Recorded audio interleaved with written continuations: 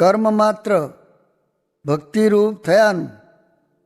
સ્વામિનારાયણ હરે સંવત 1878 શ્રાવણ વદી પંચમીને દિવસ સ્વામી શ્રી સહજાનંદજી મહારાજ શ્રી ગઢડા મધ્યે દાદા ખાચરના દરબારમાં શ્રી વાસુદેવ નારાયણના મંદિર આગળ લીમડાના વૃક્ષ હેઠે ઢોલિયા ઉપર વિરાજમાન હતા અને સર્વ શ્વેત વસ્ત્ર ધારણ કર્યા હતા અને પોતાના મુખારવિંદની આગળ મુનિ તથા દેશ દેશના હરિભક્તની સભા ભરાઈને બેઠી હતી. પછી શ્રીજી મહારાજ બોલ્યા છે, જેટલા ગ્રંથ છે તે સર્વે ગ્રંથોને સાંભળીને કેટલાક જે જીવ છે તે ગ્રંથોને ધર્મ, અર્થ અને કામ પર જાણે છે.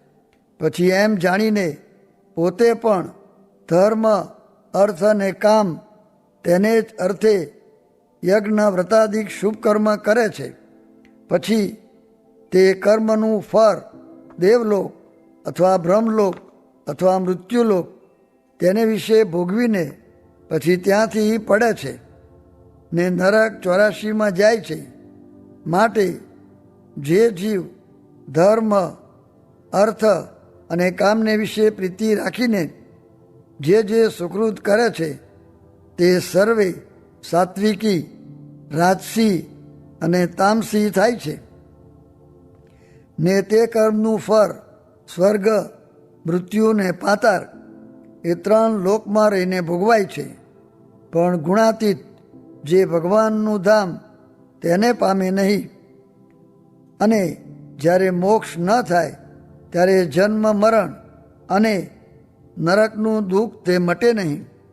અને જો ધર્મ, અર્થ અને કામ સંબંધી જે ફળની ઈચ્છા તેનો ત્યાગ કરીને તેના તે શુભ કર્મ જો ભગવાનની પ્રસન્નતાને અર્થે કરે તો એ જ શુભ કર્મ છે તે ભક્તિરૂપ થઈને કેવળ મોક્ષને અર્થે થાય છે.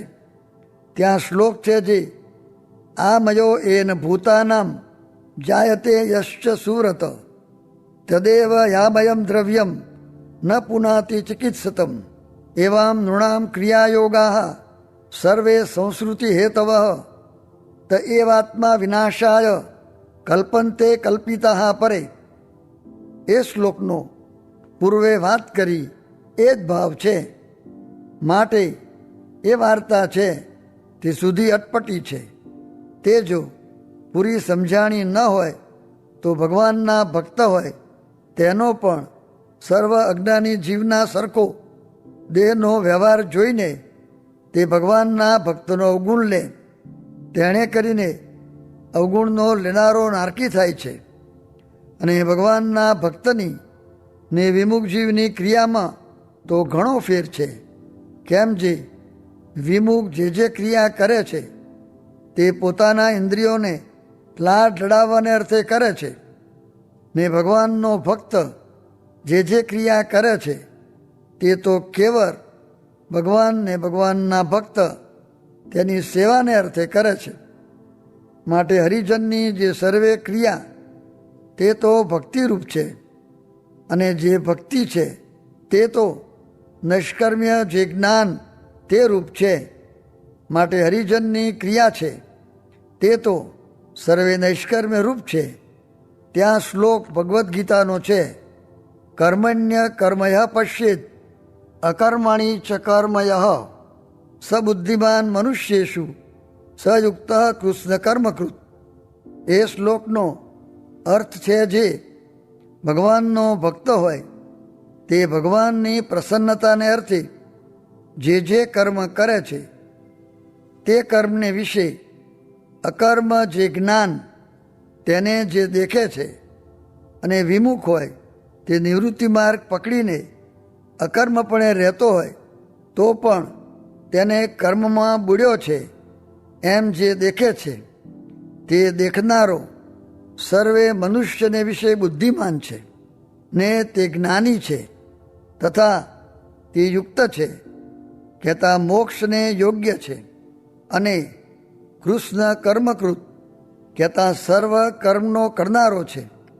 માટે ભગવાનની આજ્ઞાએ કરીને ભગવાનની પ્રસન્નતાને અર્થે ભગવાનના ભક્ત જે કર્મ કરે છે તેનો કોઈ રીતે અવગુણ જો લે તો તેના હૃદયને વિશે કુટુંબે સહિત અધરમાં આવીને નિવાસ કરે છે.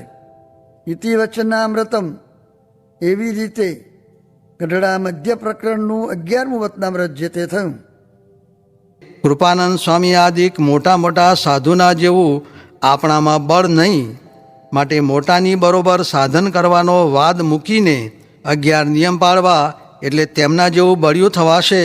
સાથી જે આ સત્સંગમાં ઉપાસના ધર્મ આદિક સર્વ છે, કાંઈ બાકી નથી. સ્વામિનારાયણ હરે સ્વામીએ વાત કરી જે મોટાની આજ્ઞાએ કરીને કરવું તે તો જેમ ગણપતિએ ગાયની પ્રદક્ષિણા કરી એવું છે, ને મનનું ગમતું કરવું તે તો કાર્તિક સ્વામીની પેઠે પૃથ્વીની પ્રદક્ષિણા કરવા જેવું છે. માટે આજ્ઞાએ થોડું કરે તો પણ ઘણું થાય છે, ને મનગમતું ઝાઝું કરે તો પણ થોડું થાય છે. અને જે આજ્ઞામાં ધર્મને ઘસારો આવતો હોય એવી આજ્ઞામાં તો ઘટે એમ કરવું. સ્વામિનારાયણ હરે સ્વામીએ વાત કરી જે મોરે તો મુમુક્ષુ ભગવાનને ખોળતા, ને હવે તો ભગવાન છે તે મુમુક્ષુને ખોળે છે. જેમ ધૂળ ધોયા ધૂળમાંથી ધાતુ ખોળે છે, તેમ પામર ને વિષયમાંથી મુમુક્ષુને ખોળે છે. અને જે મુમુક્ષુ હોય તેને તો નિરંતર એમ વર્ત્યા કરે છે, કરું રે ઉપાય હવે એહનો ડોળી દેશ વિદેશજી, કોઈ રે ઉગારે મને કાળથી સોંપું તેને આશીષજી. એમ નિરંતર વર્ત્યા કરે.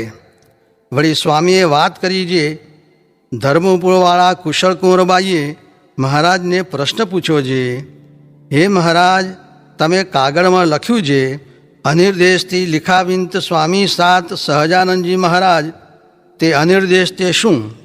ત્યારે મહારાજ બોલ્યા છે, આ તમારો દરબાર છે તે નિર્દેશ છે, ને આ તમારું શહેર છે તે અનિર્દેશ છે. પૃથ્વી નિર્દેશ છે ને જળ અનિર્દેશ છે, જળ નિર્દેશ છે ને તેજ અનિર્દેશ છે, તેજ નિર્દેશ ને વાયુ અનિર્દેશ છે, વાયુ નિર્દેશ ને આકાશ અનિર્દેશ છે, આકાશ નિર્દેશ ને અહંકાર અનિર્દેશ છે, અહંકાર નિર્દેશ ને મહત્તત્વ અનિર્દેશ છે, મહત્તત્વ નિર્દેશ ને પ્રધાન પુરુષ અનિર્દેશ છે, પ્રધાન પુરુષ નિર્દેશ છે ને પ્રકૃતિ પુરુષ અનિર્દેશ છે, પ્રકૃતિ પુરુષ નિર્દેશ છે ને પ્રકૃતિ પુરુષ થકી પર અક્ષરધામ તે અનિર્દેશ છે. ત્યાં રહીને અમે કાગળ લખાવીએ છીએ. એટલી વાત કરી ત્યાં સુધી મૂર્તિ સામું જોઈ રહ્યા ને વૃત્તિ પલટાવીને હૈયામાં ઉતારતા ગયા. તે આ વાત મહારાજે કહી હતી. સ્વામિનારાયણ હરે સ્વામીએ વાત કરી છે, શેરનું સેવન, ભંડાર, કોઠાર, રૂપિયા, અધિકાર એ આદિ જીવને બગાડવાના હેતુ છે. સ્વામિનારાયણ હરે સ્વામીએ વાત કરી છે, મહારાજે 22 વર્ષે પોતાનું સ્વરૂપ જેમ છે તેમ કહ્યું, ને આપણે આંકડા થઈ જઈએ છીએ. સ્વામિનારાયણ હરે સ્વામીએ વાત કરી છે, ઉપાસના, આજ્ઞા ને સાધુ ઓળખવા એ ત્રણવાના અવશ્ય જોઈએ. આજ્ઞામાં ધર્મ, નિયમ, વ્રત, દાન, તપ સર્વે આવી જાય. સ્વામિનારાયણ હરે સ્વામીએ વાત કરી છે, અમને મહારાજે કહ્યું છે ગામમાંથી આવ્યા? ત્યારે કહ્યું છે, ના મહારાજ, નદીમાંથી આવ્યા. એમ દેશકાળ જોઈને બોલેથી મહારાજ રાજી થયા, ને મુક્તાનંદ સ્વામીના પૂછવાથી કથા સારી છે એમ કહ્યું. તેથી મહારાજે કહ્યું, કાલ પણ તેડી લાવજો. એમ દેશકાળ વિચારી બોલવું. સ્વામિનારાયણ હરે સ્વામીએ વાત કરી છે, કરોડ રૂપિયા હશે તે કાંઈ કામ નહીં આવે. તે જ્યાં હશે ત્યાં એમ થશે ને એમ જાશે. ને આગ્રામાં 18 કરોડ રૂપિયાનું કબ્રસ્તાન કર્યું છે, પણ એટલા રૂપિયાના ઘઉં લઈને ભગવાન ભજ્યા હોય ને કથા કરી હોય તો કેટલી થાય? સાથી તો ઘણા 100 વધારીએ પણ એણે શું થાય? દુઃખ થાય. એ સાધુનો માર્ગ નહીં, ને કથાએ તો કેટલો સમાસ થાય. જે ઓલી છાવણીમાં કેટલી નોખી રસોઈઓ નીકળી ગઈ, નોખા આસન નીકળી ગયા એમ પડઘા પડે અને દ્રવ્ય તો ભેળું કર્યું કે આપ્યું તે રહેતું નથી. નસીબમાં હોય તો રહે, માટે નિષ્કામી થાવું, નિર્લોભી થાવું, નિસ્વાદી થાવું, ત્યારે ભગવાન રાજી થાય. સ્વામિનારાયણ હરે સ્વામીએ વાત કરી છે આ સત્સંગમાંથી પડવાનો ઉપાય મંદિરનો, આચાર્યનો, સાધુનો ને સત્સંગીનો એ ચારનો જેને દ્રોહ તેના મૂળ કપાણા જાણવા તેઓ પર ઘણી વાતો કરી. સ્વામિનારાયણ હરે સ્વામીએ વાત કરી છે આ જીવ તો ઝાડ, પથરા, ધૂળ ને બેલા એ જુએ છે તેમાં શો માલ છે. અને મૂળ શાસ્ત્રમાં કહ્યું છે નેત્ર આગળ આવે તે જોવું પણ બહુ લાંબી દ્રષ્ટિ ન કરવી, એમ સાધુનો માર્ગ છે. પણ વારે વારે વખાણ કરે છે આવું હતું અને આમ થશે. ને શાસ્ત્રમાં કહ્યું છે જે નિયમ પ્રમાણે જમે તે સદા ઉપવાસી, ને વસ્ત્ર પણ નિયમ પ્રમાણે રાખે તે ત્યાગી. માટે નિયમમાં રહેવું